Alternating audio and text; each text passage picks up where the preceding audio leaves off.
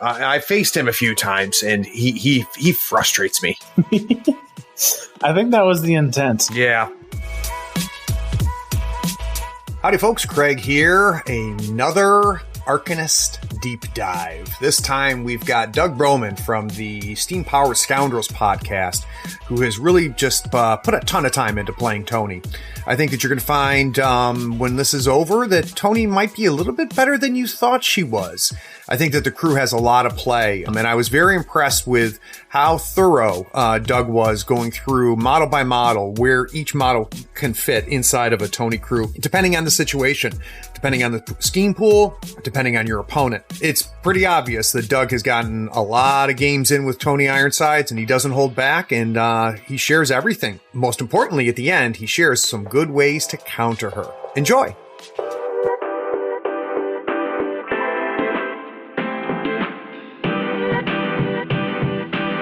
Playing a tabletop strategy game allows you to unplug and test your skills against friends. Every week, Third Floor Wars delivers useful strategies, discussions, battle reports, and reviews to tabletop games like Malifaux.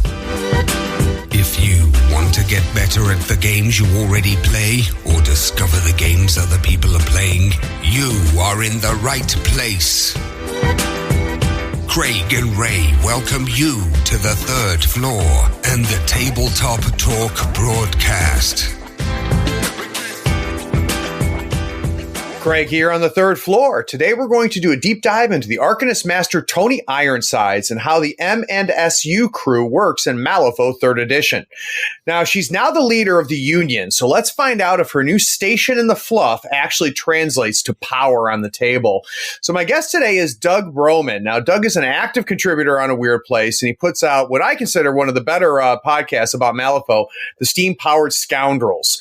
So you probably have heard his voice before, and if you're not already subscribe to that podcast, we'll have links in the show notes. You need to fix that problem. Doug and the group of people that you have on there have a ton of fun with that broadcast, and they drop some pretty neat little bits of knowledge in there in between all the laughs and good times. And Doug, of course, plays out of the Central Conference. So, Doug, welcome to the Third Floor. Hey, thanks to have me on, Craig. So, Doug, the first thing I always like to find out about a new guest is kind of how you got into miniature gaming, and of course, how you found Malifaux. Okay, well, this is going to be a little bit different than all the other ones you've had on the show, I believe, so far.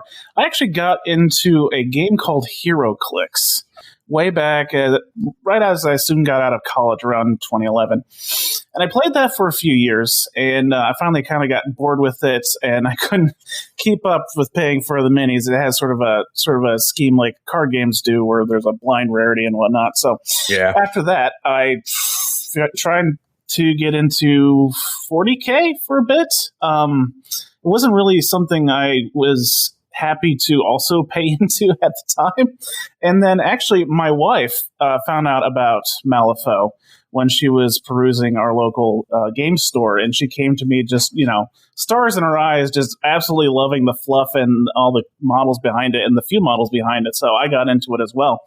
And so after that, went down to my local store, perused the boxes, and discovered Toni Ironsides, of all things. And ever since that, I've just been in love with her.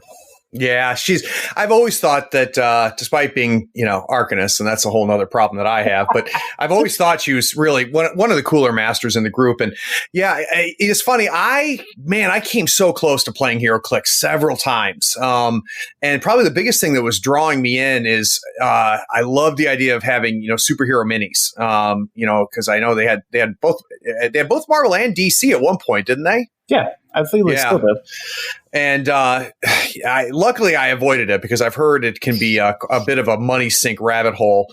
But I got to tell you, and I don't know if you've seen it, but apparently the guys from Privateer Press, they left, or some of the key people at Privateer Press left, and they put together a new game for Marvel that's coming out. I think it's on pre-order right now. I think it's I can't remember the name of it. It's Crisis or something like that. But they were demoing it. Those guys were at Nova, and I had a chance to talk to them about it. And it's a clever little game. And it'll be interesting to see whether I can resist. Have you seen any of the models for it or anything about it yet? I've heard a few things. I've been trying to avoid the whole comic book thing because I got really into comic books too, and it can be also a bit of a money sink. But I still love the universe and just the idea of comics. If you couldn't tell, I'm a bit of a bombastic person, and it just really fits my personality. If it turns out to be a really fun game, I would definitely be willing to give it a try. Yeah, I think there's probably zero chance I'm going to avoid buying the core box, just because there was some really. It was also nice to talk to the designers at Nova, and there's some pretty interesting mechanics in there. There's some catch-up mechanisms in there that are really interesting, and you get to do. You can be Captain Marvel, you can be Red Skull is in there and stuff, and they had a gorgeous demo table that was like a subway, and you could pick up the subway trains. It was pretty cool. But anyway, that's not what we're here to talk about. Let's talk about Malifaux. So what I'm going to try to do with you, Doug, is I really want to kind of dig in and understand really what Toni Ironsides is doing in 3rd edition. I know she's similar, but different than she was in 2. And from my understanding, she's a lot more competitive now than she was in 2. So let's start off and pretend that people listening have never saw her in 2, have never played her in 3. Can we get kind of an idea of what type of master Toni Ironsides is? Toni Ironsides is basically the closest thing the Arcanists have to a straightforward beater. She's definitely not straightforward, but she's the one that's going to get into the opponent as fast as possible and throw as many punches as she can, while the rest of her crew also just slams into them all at once. So while she's handing out punches, she's also controlling the opponent by dragging them into her against their will, and just locking down as much of the board and as many models as she possibly can. As well as sort of her crew operates in a bubble style. So there's a lot of auras that you're bringing to the table to make things very, very difficult for your opponent to bring your models down. So she's definitely a puncher, right? So she's definitely a beater, but what really makes her unique is that lockdown aspect that you just talked about. And I don't know, I can't remember when it was. It was soon right after beta. One of our locals here, John, is a phenomenal Arcanist player. And actually a decent human being, which is rare combo. That's the first time I went up against Toni, and I made a huge mistake. I was like, you know what? She's got all this defensive tech. I'm just going to take McMorning. I'm going to bring McMorning in and just take Toni out of the game, and I'm going to win this. And that's not what happened. Me bringing McMorning into her bubble of death was exactly what John was hoping for. So can we talk a little bit more, Doug, about, because the bubble is a big deal. So let's talk about what a sink that is. Okay, so Ironsides herself doesn't generate a lot of the stuff from the bubble. She's kind of the in-your-face model that's just smacking your opponent around while the rest of the crew brings up a lot of the utility. One of her main mechanics is unionized, which says that if she's within 3 inches of another model with the unionized ability, she gains positive flips to her defense and her willpower. And that's not even on opposed flips. It's any flips for those stats. Yeah. Which really drives up her crew survivability.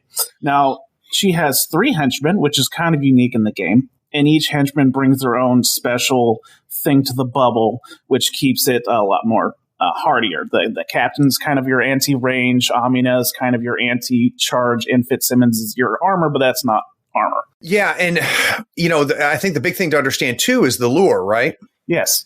She's got a Sat 7 lure, and it's not actually a lure. It's called Bring It. There are a couple models in the game that have it. It's against willpower, and what it says is the model has to move its move plus 2 inches towards Ironsides, and it's not a push, so you can actually climb over walls this time. And then they have to take a melee attack against her. That's the key. Yes, and she loves getting attacked with melee attacks, my goodness. And what happens when I hit her? Oh, she hits you back for free. Actually, you don't even have to hit her. That's the best part. Back in 2, it was kind of a weird way to get that punchback to work, but they really fixed it this time. So it just says that after resolving, the model takes 2, 3, 5 damage, as well as giving you an adrenaline token, which we can probably talk about later, which is very, very important to her. Yeah, and I think the key now, and this was a really a monumental shift from 2, is that she's not actually attacking you back, to your point. So she is just doing a damage flip against you. Yep. And if the fact that it's after resolving means that, you can cheat to make sure that the melee attack doesn't land, even though you've got things in the crew that'll, help mitigate it if she does get hit and takes damage. But basically, I take a swing. Let's say that I miss the swing, then I don't get to flip any more cards. You just hit me. I just take damage, and it's brutal. Oh, it's even more brutal because it doesn't really care about the result of the flip. It's just a straight card flip, 2, 3, 5. So you have a much better chance of getting that 3 or that 5. The one thing I guess we probably need to point out is that it's specifically a defensive trigger on a tome, but that's built into her defense. So there are melee actions out there that don't target defense that will actually get around this. Right, and things that shut down triggers, will affect it too. And it is a damage flip. So even though she's doing a straight flip, hard to wound would put it on a negative. But I can't emphasize enough the fact that this is not her taking a swing. So there's not an opposed duel to figure out whether this damage flip happens. It just happens. So I think we have to talk about some of her signature stuff, which is, of course, I think probably the biggie is the adrenaline mechanic. Can we talk about that? Oh, yeah. Adrenaline. This is basically giving her what she wants for doing what she wants to do anyways. Every time she makes an attack, she can get an adrenaline. Every time she gets attacked, she can get an adrenaline. When she activates, she gets adrenaline. And there are models, specifically her totem, in the crew that can give her adrenaline. There's a couple of ways to kind of cheese that too. But what you're doing with the adrenaline is, well, for one, you can reduce damage per token you discard down to 0. So it's really fun to get 3 damage to the face and then just say, nope, I take nothing. Yeah.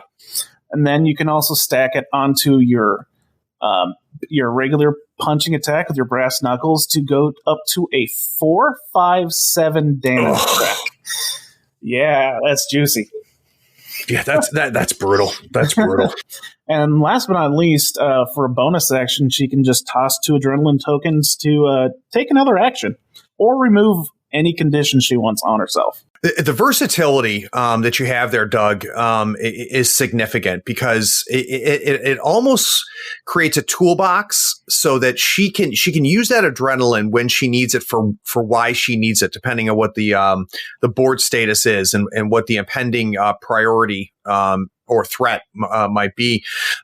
We have to talk about, you hinted at it. Let's go through, everything that gives her adrenaline, either through herself or maybe from some support from the crew. Okay, well, we talked about the defensive trigger, so let's start with that.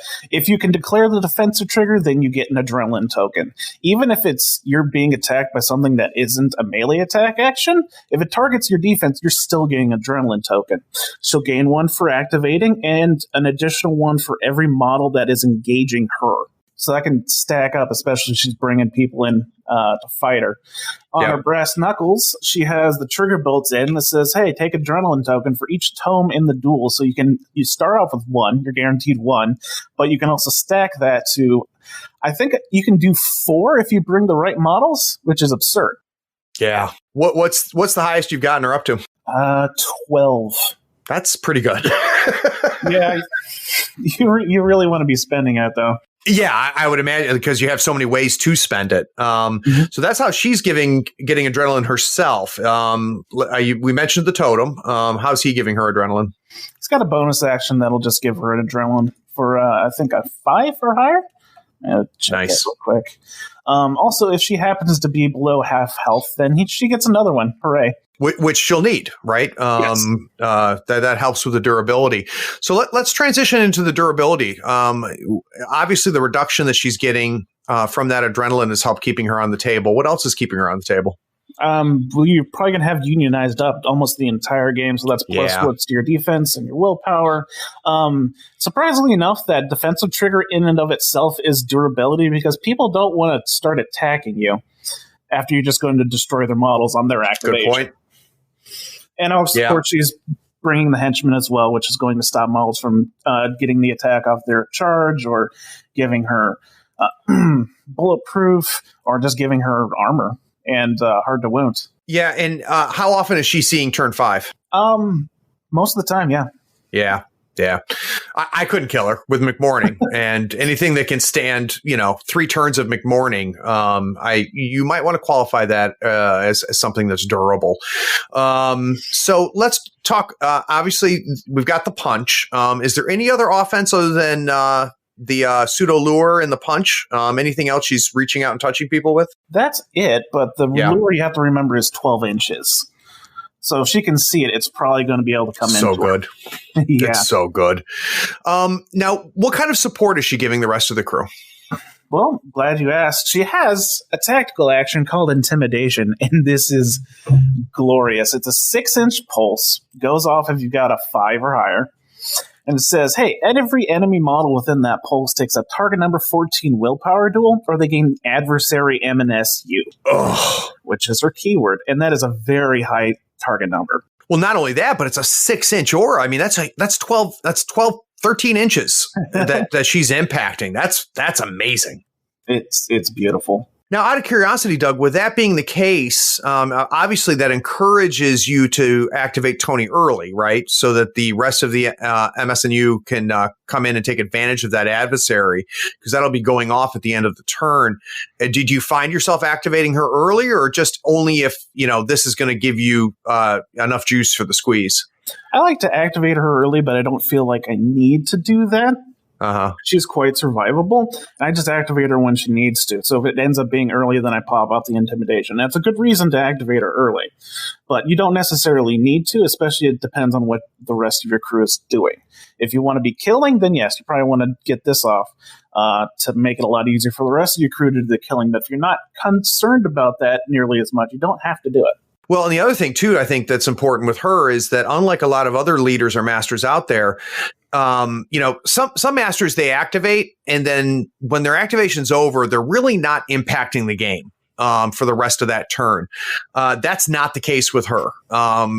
She's going to be impacting the game long after she activates. So I would imagine, Doug, that gives you that flexibility you're talking about. Oh, yeah. And if we want to really quick talk about assisting the rest of your crew, supporting them, we can go over the other things we haven't gone over. We've gone over the rest of the card. First up, she also has another bonus action called I've Got Your Back. This appears on other cards in the game that says, target other engaged friendly model. Just place them next to Toni. Hooray. If you shoot someone out a little bit too far and they're starting to get, beat down, you can just, tuck them back in next to good old Toni, and she'll protect them. And she is definitely going to be protecting them with Caught in the Ring, which I'm surprised we haven't talked about yet, which is also so good. It says, models engaged by this model cannot target other models with attack actions. If they're engaging her, they have to attack her. So good. And this is different than other similar abilities, which says you have to discard a card to target somebody else. I mean, here you don't have the option. And we've got a long ways to go in this podcast, Doug. But I got to tell you right now, I am shocked that we don't see more talk about Toni out there right now, because having faced her, I can tell you she's tough, and we've got a lot more to talk about. But it surprises me that we don't hear more talk about her, because I think she is good. I think she's real good. Now, I don't think she's a plug and play master. I think she takes some skill to get through, and she does have her shortcomings, which we'll talk about. But I fear, I shouldn't say my hope, my fear is that when we get done with this, that we're going to start seeing a lot more of Toni. Just don't do it against me. That's all I ask. All right. So Doug, let's take a quick break. When we get back from the break, what I want to do is I want to talk a little bit more about the crew, because it's really an integral part of this keyword. She's not a standalone master like some are. So let's take a quick break. We'll be right back.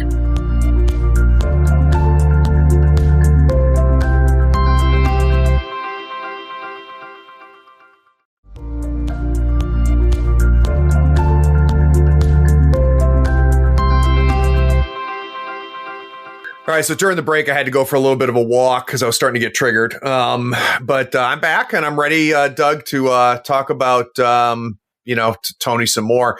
So let's talk a little bit about some auto hires. So what I've found, Doug, is that for most keywords out there, you pick your leader, you get your totem for free. And for most keywords, there's at least one, if not two or three models that, regardless of the pool, regardless of the opposing faction or opposing leader, you're going to hire these models. So I'd like to know, when you declare Toni Ironsides, does she automatically come with two or three hires? For me, actually, I don't do that at all. I don't have any set specific list that I like to bring regardless of what happens. The great thing and difficult thing about Ironsides is that she has a lot of options for different situations, but you can't bring them all at once. So what I do is that I wait for the schemes, the strategy, even the deployment, and my opponents declare faction and leader, and then build off of that. Now, I have pairs of models usually that I like to bring, more than that, but I got no set specific list. Well, let's talk about one of those pairs. So give me a pair and kind of give me an idea of what they do and when they're going to be called to action. The biggest pair to me is Amina and Howard Langston.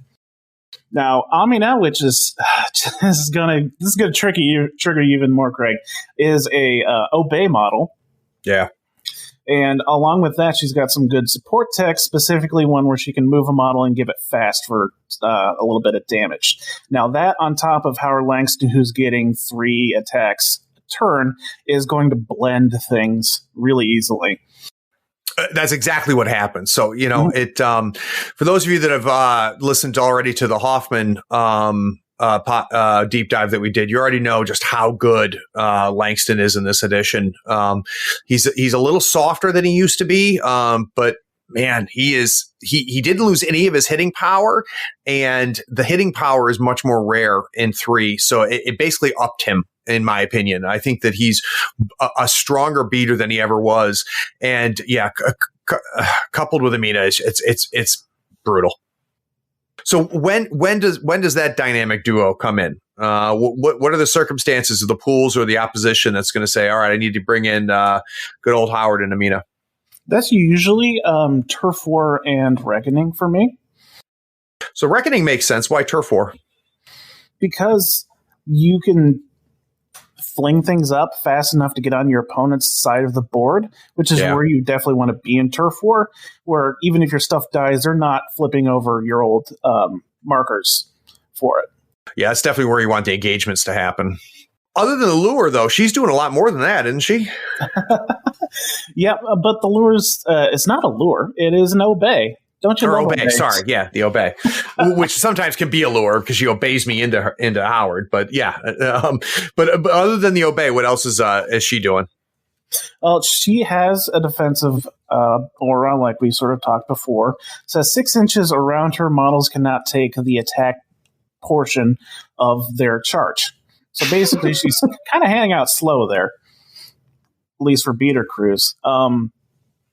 She also has an ability called the Injured Workers Act, which I guess we didn't talk about. It was also on Ironsides. And that'll say that models within 6 of her can use their grit ability regardless of how many health they actually have. So I would say half of her crew has grit abilities. About half, a little more than half. And so Howard, for instance, will get his 3rd attack or 3rd AP from moving, as opposed to needing to remove a scheme marker, which is very, very useful. And like the captain and the Union miners will get to dash once they activate. Excuse me. It's very, very useful on the gunsmiths, which we'll get back to later, which gives them free triggers. Hooray. Yeah, and we're not done talking about this, but for those of you keeping track, that's now 2 6-inch bubbles that are in play, and it's not the last of these. So the one big thing that I think is going to be important to take away from today's episode is Doug was right when he said, she's a bubble master and a bubble keyword, but what you're going to find on the table is it's not, she's going to influence, the middle 10 inches of the board. You're going to find that the sphere of influence of this bubble, because of how many people or how many models are involved in it, makes her control just a disgusting amount of the board. quickly go back to a few of the other abilities that Amina helps out. She's got triggers on both of her attacks. She's got Sharp Wit, so which will hand out slow if she gets engaged. And both the Sharp Wit and the Obey have a tone trigger to hand out more adversary. Joyous. Yeah. It and I think we're starting to hear a theme here, aren't we, Doug? Which is we're going to bring you in, we're going to neuter you, and then we're going to kill you. Yes. It's great. It's so great. Don't you love Arcanists? Yeah, big fan. I really don't. I mean, I really don't think we need to spend too much time on Langston, just because we covered it pretty in depth on the Hoffman podcast. But the big things to take away is that grid ability that was already talked about. I think one of the biggest things about Howard Langston is the assassinate. And the ability to do have that assassinate trigger, which can be huge. You've already heard about all of the tests that need to happen. So what you're going to find as you're playing Toni is that she's going to drain your hand, which makes the assassinate trigger on Howard even more powerful. So let's talk about another dynamic duo. What's another pairing that you like to bring in? Actually, I don't really care that much about the assassinate trigger. Why is that? Because he has an ability called Vent Steam. Yeah, that's good. And that's actually probably the biggest reason I bring him. Okay. Because you have so many ways to force your opponent to take actions and to move into this bubble where they're just taking damage after damage because of the steam.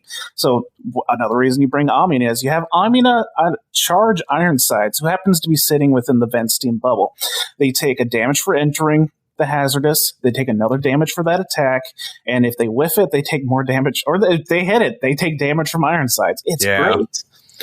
It's funny you say that because I often think about the Vent Steam as a defensive tech for Howard, with the concealing, but that's a good point with that hazardous. Next dynamic duo is the Steam Fitter and just about any of the versatile models you can bring with this faction. They love Mecharachnids. They love Steam Swarms. They even love the Soulstone Miner. They love Howard. They love the Emissary. They love any construct. They're going to go up. They're going to heal it when it needs healing. They can hand out shielded and focused for Howard for a pretty easy price, and they can dump out scrap markers for either Howard's ability, their ability with the power tokens, or the Mecharachnid's ability to grow an extra limb and start hitting even harder.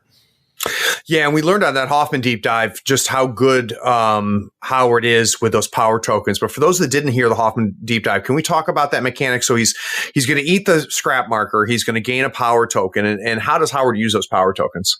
Well, then that makes his assassinate ability a lot easier. His execute ability, a lot easier because now he can declare the trigger he needs without having the card he needs, unless you really want to bring the upgrade that gives him Soulstone use.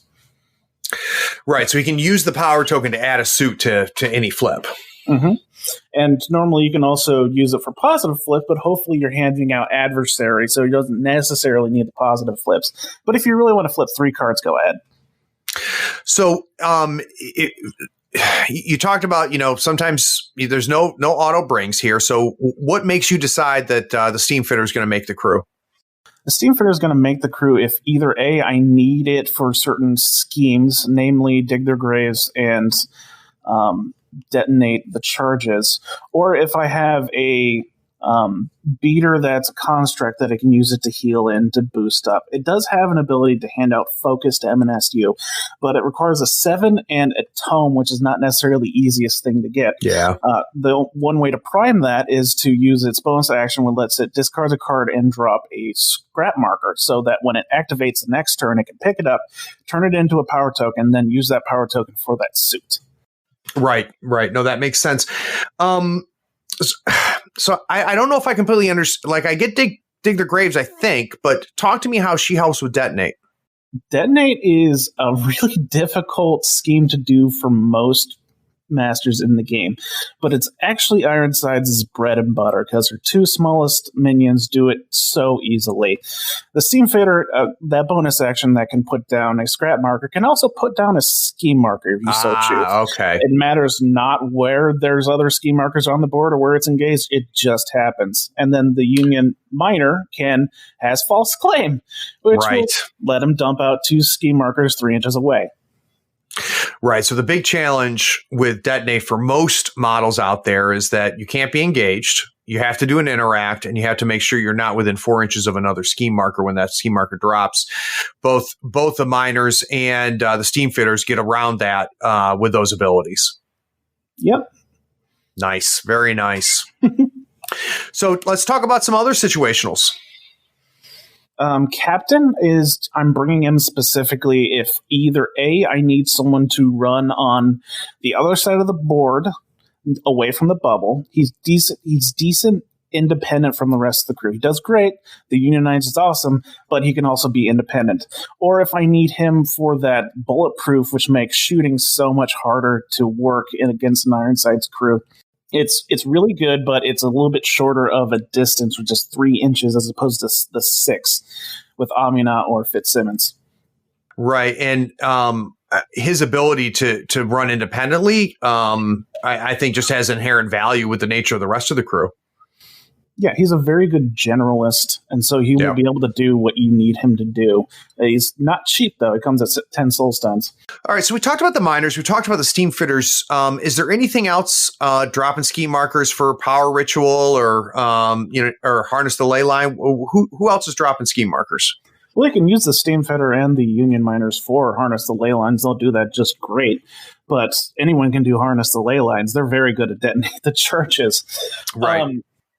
For power ritual, if you want to sort of offset your crew so they're not going up straight the middle, but more of like one half of the board, Soulstone miners do a great job. Soulstone miners are really good at a lot of schemes. They're slightly broken, I will admit, but they just do so many things so well. Well, yeah, luckily they cost 12 stones, which is about what their value is, right? or maybe they don't. Maybe they don't cost 12 stones. Well, if you bring in two... I can't wait to bring in that FAQ. That FAQ needs to happen.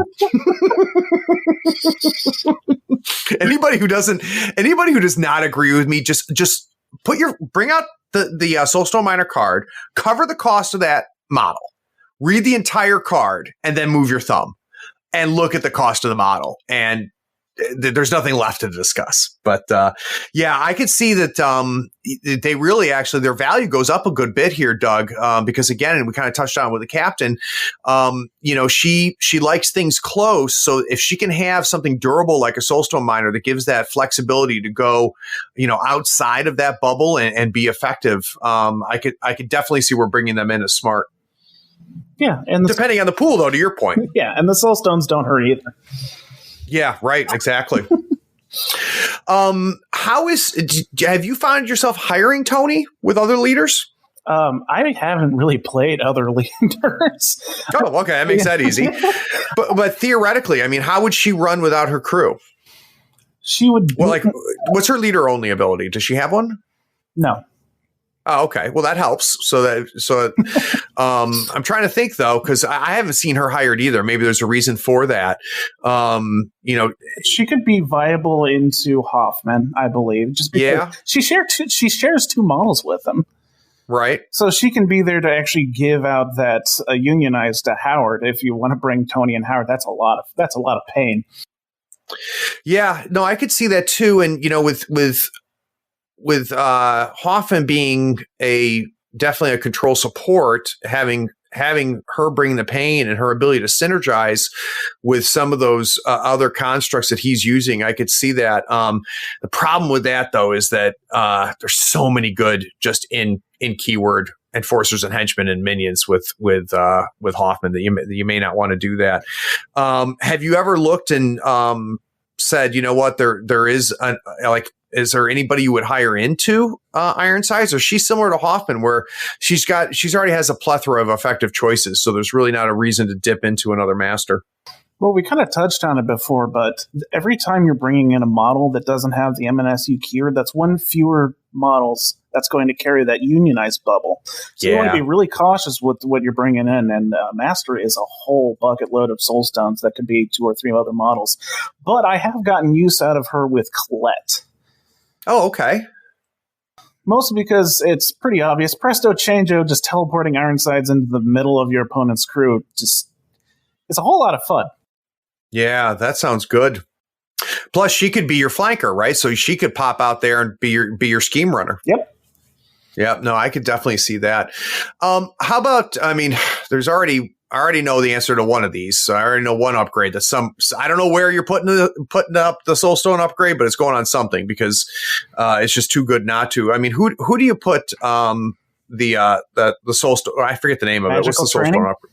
Magical training. Who gets magical training in her crew? I guess common wisdom is you put it on the Soulstone Mire. I mean, it's. I will say it's pretty hard not to bring them, but I also find that that's at that point 8 Soulstones they're using to do really nothing for a lot of the game. Yep. Half the time, I actually prefer that on gunsmiths. Okay, well, let's talk a little bit more about the gunsmiths. Yeah, we haven't talked about the gunsmiths. Gunsmiths are your basically your only ranged threat option in the keyword, but they have quite a bit going for them that makes them very useful. They're a cost of 8, and I think it's really worth it. 8 wounds. Oh, sorry, 7 wounds. Sorry, hard to kill, but they're just so much for offense. Easy targets, as if your target's not getting cover or concealment, you're getting positive flips to the attack. Their grit ability says when you declare an attack action, you just add a suit of your choice to the duel total. And when we're looking at their firearm attack on the back, they have puncture. Yep. And all the other suits are great, but there's no reason not to take puncture unless you need the other one specifically. And what's the damage track on that gun? 2, 4, 5. Yeah, so there's a big jump there. Yeah, so you really want that positive. And if you luck into another ram or you get an additional ram, that's a double positive. That's also negating your hard to wound. But they also have armor piercing. And quick reflexes lets them take another attack targeting a different model. And it doesn't say enemy model. So I've actually used quick reflexes on occasion to shoot Ironsides. And what benefit does that give you? She gets an adrenaline token. Oh, right. Yeah, that defensive trigger doesn't care where the attack is coming from. You can make sure it misses. Yeah, I was about to say it's after resolving. So take a shot, cheat low when you need to get rid of a crap card in your hand, and she gets her adrenaline. So that makes sense to me. I've gone against those gunsmiths in 2 different crews, and they are a legit threat for their price. They're not that hard to bring down, but you got to get to them. But if you ignore them, it's at your peril. Oh yeah. And that's also why I bring the magical training, because you're getting use out of that shield and you're getting use out of that counter spell. It makes them a lot more survivable. So we talked about magical training. Is there any other of the Arcanist upgrades that you're putting anywhere? Actually, there is one other upgrade that I bring more than I bring Soulstone, that I bring magical training. And that is Diesel Engine. And I'm genuinely surprised not more people are lamenting the existence of this upgrade. Okay, Diesel Engine has to go on a construct. It has sputtering exhaust, which says models within 2 inches of this model have concealment. That's good. Oh yeah, it's good just for that. Yep. But also they gain charge through that says damage flips from charges gain a positive, which is really abusable with a certain model I love to bring. And if they're minions, they get a 3-inch movement once they activate it. But that exhaust is crucial unless you're bringing Howard. Ironsides does not have a lot of ranged threat. She's got to move up and then drag you in before she can really start attacking. So getting like a mech arachnid or an emissary or a spider swarm with this upgrade means that the entire bubble of Ironsides suddenly has concealment, and they're a lot harder to hit. Now you're on negative flips to hit them, and they're in positive flips to resist it. It's disgusting. Yeah, so if you thought you were going to just bring a bunch of projectile attacks to solve the Toni problem, this could throw a wrench into that. It makes you so inefficient. Yeah, I would consider it necessary in her crew. I don't have models I always bring, but I'm always bringing Diesel Engine. So, is there any other models, Doug, that you have been getting use out of that we haven't talked about yet? Yeah. There are a lot. I've been trying to go through absolutely everything that could possibly work well with her, so I have quite a long list. The model I bring the most, probably tied with Amina, is actually the Arcane Emissary. Oh, interesting. Yes.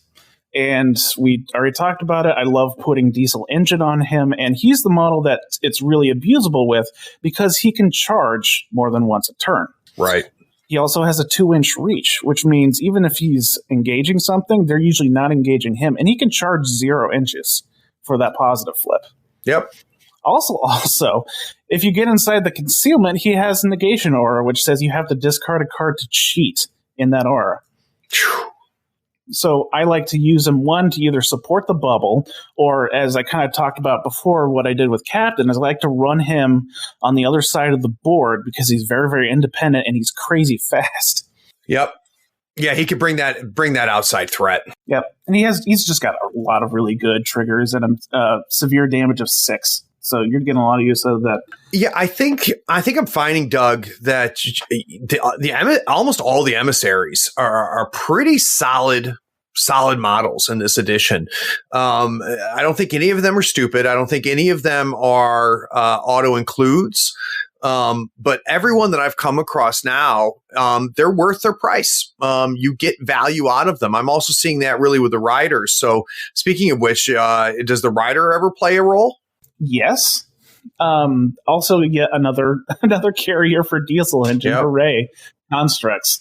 Rider is quite expensive and doesn't put out a lot of hits, so you need to bring other stuff to do the hitting for you. But Ironsides has a lot of... She doesn't have one particular suit. The M&SU doesn't have one particular suit that it absolutely needs over all the others. So you're getting pretty much use out of anything you get from the rider. Tomes are always good because that's more adrenaline for Ironsides. Masks are great because Amina no longer needs to stone or have the high mask, and the captain can use his defensive trigger. There's 2 instances of injured in the crew. Both Toni and the gunsmiths can do that. That was another thing that the vent steam is really useful for because that place will also trigger the hazardous terrain. And you can also place that model almost 8 inches from where it was. Wow, that's so good. That's so good. So for those people that aren't familiar with how the emissary is handing out suits, can we talk about that real quick? Or rider, I'm sorry. All the riders have this bonus action that lets them do special stuff depending on the number of suits they have. So the mechanical rider, unlike the other 3, is not really a beater per se. It doesn't hit really hard. It's like a 2, 4, 5 damage track, but there's nothing terribly special about it. But the first bonus action, and the one you're probably going to be using the most, is on 3 tomes, and that says discard a card, and every friendly model within 6 inches gets that suit for all of their actions. That's so good. It really is. And it's relatively cheap. And if you are crazy and absolutely need that on turn 1, you can actually cheese it with the Soulstone Cache upgrade. Oh yeah, good point. Good point. And it the one thing to keep in mind for those of you that have not used any of the riders yet, they're accumulating those tokens pretty quick because you get the token at the beginning of every turn for the turn number you're in. So by the beginning of turn 2, you've got 3 of them. 1 from turn 1 and 2 from turn 2.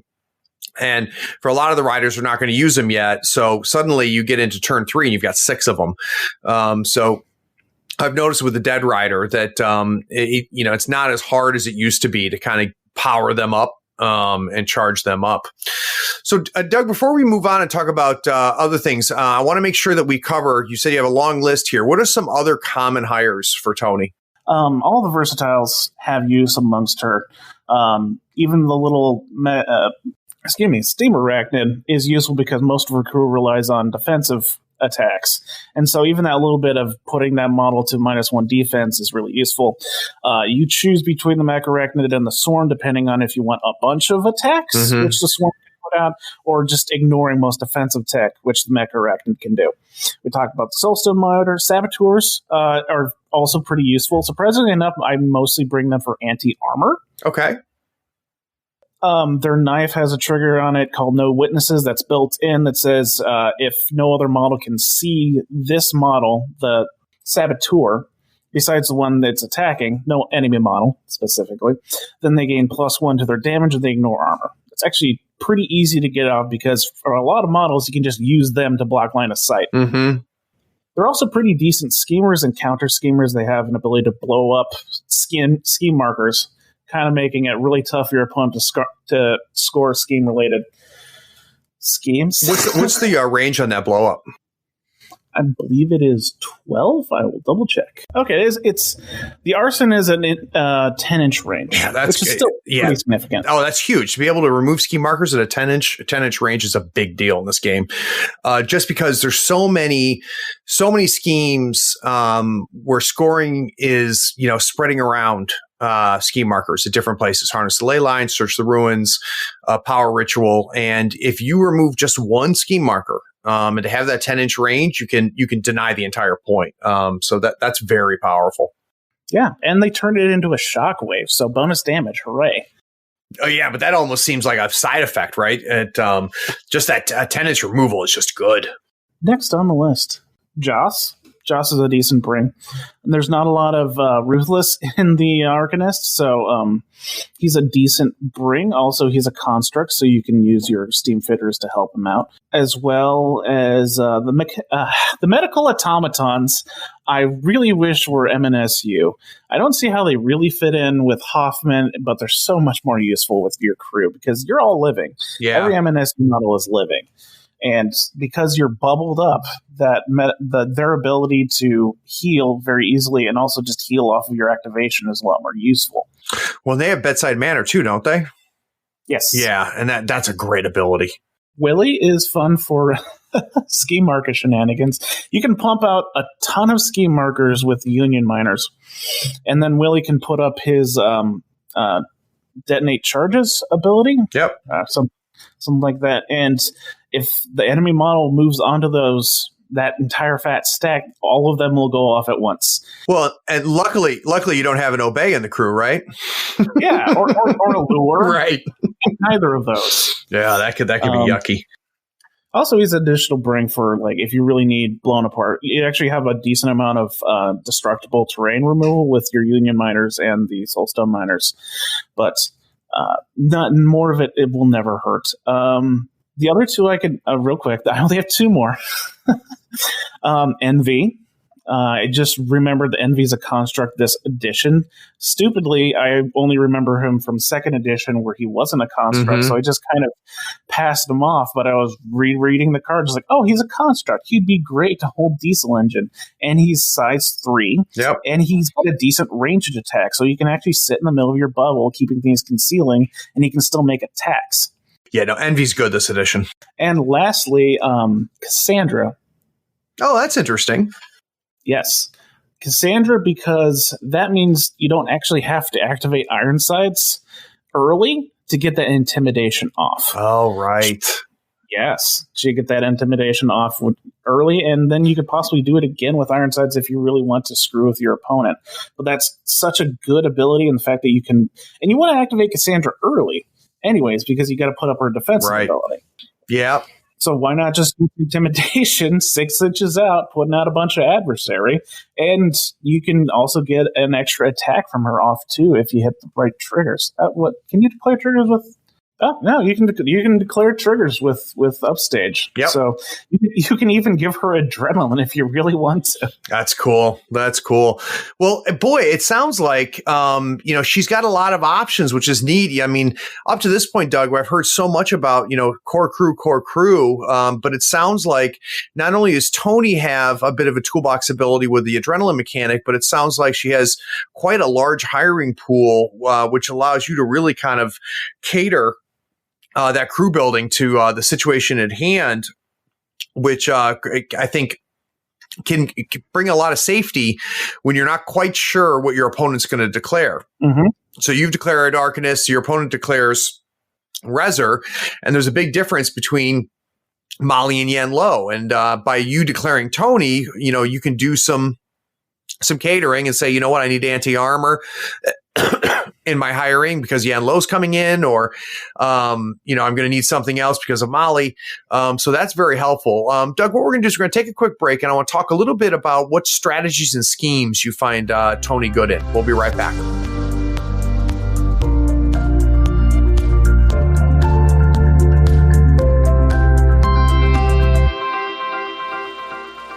Howdy friends, Craig here. With 3rd edition Malifaux released, it's time for you to get a new mat with new deployment zones. We've tried every mat in the business and nobody has better quality and selection than Mats by Mars. They're waterproof and they roll and unroll easily, and they're even wet erase Marco compatible.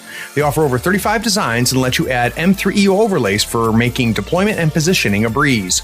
Check them out at matsbymars.com. They are offering a sweet discount for our listeners. After you found the perfect mat, use the promo code 3rd floor to get 10% off your entire order. If you really want to support us, in the notes of your order, request that our logo be put in the corner of your mat. It's the only way to make the best mat in the business even cooler. Again, that's Mat by Mars. Use the promo code 3rd floor to get a 10% discount. Details are in the show notes.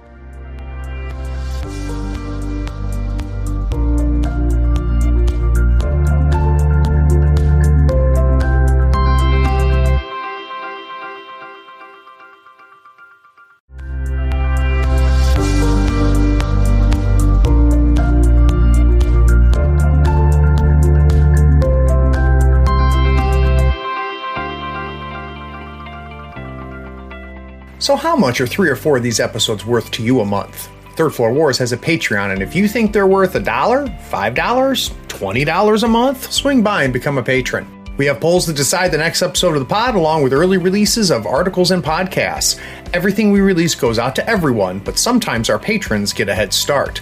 The link is in the show notes, or just search for Third Floor Wars on patreon.com. Thanks for the support. Hey, before we jump back in, a quick shout out to some of our newest patrons. I want to give a big thanks to Alan Volts, Wes Hurt, Graham Steele, Brian Schooner, Lionel Mason, James Thompson, John Aker, Kylie Woodland, Alan Brown, and Jason Burry. We really appreciate you guys jumping on and helping us out.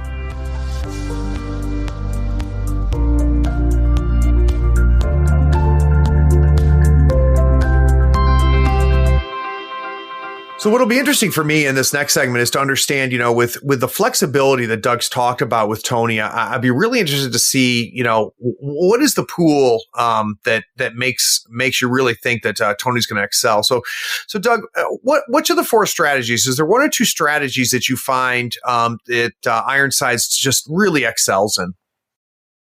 Well, first, I think the most obvious one is Reckoning more than anything else. Primarily because Toni's bubble can't move terribly fast if you want to keep things safe and alive. So the fact that it's the only strategy out there that doesn't really care where you're positioned. Right. So you can set when you engage and when your opponent has to deal with you. I think she's relatively okay in both Turf War and Corrupted Isles. I'd say Turf War is slightly better because it still involves killing, which she's quite good at. Yep. But Corrupted Isles as well, because you can offset your bubble from the center to a side, and that's the side that you're going to push really hard to get idols on. Some other people have talked about this, is that you save those high cards so that you can determine where the idol goes. So if the idol keeps popping up on the same side the bubble is, your opponent is going to have to deal with Ironsides, and it's not a good thing for them. Yeah, and I would imagine it would be idols in standard or wedge that you would really want her, right? So that center line and that 8 inches from the board edge is closer to the middle than versus, say, a flank or a corner. Though I that bubble, you have to see it in action, guys, when how big this bubble really is. So that makes sense. How about on the scheme front? So we already talked about detonate the charges or her bread and butter. You've hinted that harness the ley line is something that she can, handle pretty effectively. Dig their graves. Is there any other schemes that that crew does a good job with? Claim jump. Oh, sure. Claim jump might actually be the easiest one. To be perfectly honest, I cheese it with Soulstone Miner, but the thing is that Ironsides can set her bubble in the center of the board and deny your opponent from getting anywhere close. And if they manage to get close enough to that center to deny claim jump, that's also good for you because that means their models are in the middle of your bubble just getting stomped on. Yeah, they got to survive that turn, right? If they're going to deny that claim jump. So you just pop your Soulstone Miner up at the very end of the turn, get the score, and then just bury them until the end of the game. That makes sense. How about denial? Is there any strategies that she denies? Obviously we already kind of talked about it a little bit with Corrupted Idols and Turf War, but I'm just trying to think, like, a relatively hardy crew, though she's bringing a lot of points for Reckoning. Howard's worth some points. You already talked about there's 3 potential henchmen that she's bringing into the crew. How about on the scheme front, though? What is she denying scheme-wise? If I'm facing Toni, what should I not pick for my scheme? You should not pick Harness the Ley Lines, first of all. Right. She's got a lot of stuff that's going to blow up or just remove those scheme markers. Besides the Saboteurs, you have Fitzsimmons that has the exact same ability, as well as the Gunsmiths that have target practice. We haven't talked about Fitzsimmons, and he's a legit model. Can we talk about him real quick? Yeah, let's talk about Fitz. I love Fitz because Fitz he's just such a salty old jerk. And he passes that saltiness along to your models, and he has a bubble of 6 inches saying, reduce damage by 1. It's basically armor, but it doesn't get ignored like armor does. And if you happen to be low on wounds, down to half or more, you gain hard to wound. Yeah, it's he's a pain in the ass. And another 6-inch like bubble. Yay! Yeah, and he also brings that arsenal along, so he's blowing up at distance. He can force discards from your pony, has a little bit of card draw, and as well a decent attack. Just a built-in positive flip to it, and a 2/3/4. Yeah, and it's one of those things, Doug, that you read, right? And that reduce 1 damage thing, you read it and go, oh, that seems pretty good. But when you realize that's a 12, 13-inch bubble, and everybody's taking advantage of it, it's a lot bigger on the table than it might read at first. I faced him a few times, and he frustrates me. I think that was the intent. Yeah. And it's because of the nature of how Toni works. Very often if there's a model out there that's going to frustrate me, I say, well, he goes higher on the, the target priority list, and we're going to take him out. But he's often right near Toni, and which means, I don't know if I want to get in there, right? I don't know if I want to be a part of that. And even if he's next to Toni, my ability to hit him because of Toni's shenanigans goes way down. So it's a true challenge. So Doug, what I want to do is we're going to take another quick break. And when we get back, I want to talk a little bit about second level play. And then my favorite segment, I want to learn how to beat Toni. So we'll be right back.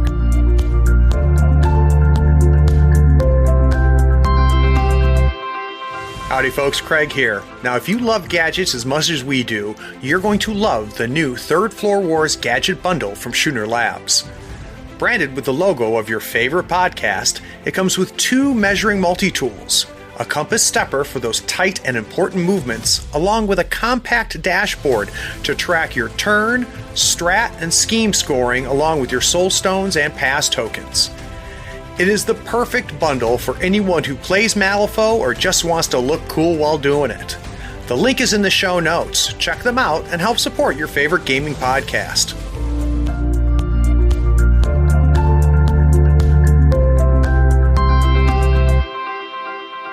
So, Doug, one of the things that I'm finding, and we're seeing a lot as we do these deep dives, is each keyword has its obvious strengths. You read the cards and you go, okay, I know what this does. You read Colette's card and read about her crew and you see what stuff she does. You read Karis, it's pretty obvious what she does. You read Toni and it's pretty obvious what she does. But what we're also finding is that after you get 5, 10, 15 games in with a crew, there tends to be kind of this hidden layer, something that the beginner's not going to notice, and that you're only going to really discover is either a strength or a weakness once you've played several games. So what do you consider kind of that second level with Toni? Well, we've kind of already covered that a bit, and that's making good use of the versatile and non-versatile models in the Arcanists. She makes a good main bubble game, but the bubble isn't going to cover the entirety of the board. So what we really need to do is figure out what is good when and when to bring it that's not in her crew. It sounds like, too, that you could make a mistake because there's a lot of tempting things to make that bubble bigger and stronger. And it sounds to me like you could make the mistake of doubling, tripling, quadrupling down on that bubble and then being left with nothing to score points with. So I think that's a good insight, Doug. I think another realization is that, Tony's is this great beard, put out a lot of damage, has great defensive trigger, but you need to make her a huge pain for your opponent. They're not going to do it for you. They're going to find out that trigger's really painful, and they're just trying to avoid her, and you need to put her into them as fast as possible and just wreck face. You need to not be afraid to lose her either. Yeah. She can go to turn 5, great, but that's not necessarily a good thing, because if she's not taking down your opponents or like holding them up, you might not be getting a ton of use out of her. So don't be afraid to lose Ironsides if you really need to. That's really interesting, Doug, because I ask people all the time, how often is this leader or this model making it to turn 5? But with Toni, if she's making it to turn 5, it's because either A, she survived after just getting piled on, or the opponent did a great job of saying, I'm not going to play Toni's game. And so maybe she spent all of her time, twiddling her thumbs. And I think I like that advice, Doug. I think that's good to say, you got to put her in danger, because when she's in danger is when she's going to do the most damage. Yeah. Or had the bigger impact, I should say. Definitely. So I like that a lot. All right. So now the part we've all been waiting for. What is Toni Ironsides afraid of? Oh, you'll be happy to know there's plenty of things that she doesn't want to see across the board from her. First and foremost, and probably the most obvious, is the stunned condition. Oh, right. I think across the board, the Arcanists just hate that. I don't think very many models like it very much, but Stun will turn off her defensive triggers and will get rid of her triggers that give her adrenaline. So you're basically just sapping out all of her good stuff. Now, she can use her bonus action to clear that with 2 adrenaline tokens, but that also means that she's not getting the extra action. Yep. And you can just put it back onto her to remove that defensive trigger. As well, along that, if we're just talking about just beating up Ironsides herself, things that don't target her defense, willpower attacks, especially like movement duels. Yep. She really doesn't like, because she's not getting positive flips to that. Blasts and shockwaves, despite like Fitzsimmons and the captain reducing that damage, you're still forcing a lot of small bits of damage onto the crew, and you're hitting a lot of the crew with those blasts and shockwaves. And tapping her and putting pressure on her resources, her cards and things. The other thing, I guess, would be pulling the bubble apart. Some crews have more access to this than others, but you can move Ironsides, and if you just push her out of the way, she's not going to be putting a lot of pressure on your opponent. That's something that one of the biggest things I worry about mostly, is if she gets into a bunch of the enemy models and they just push her away, or they push themselves away too. Yeah.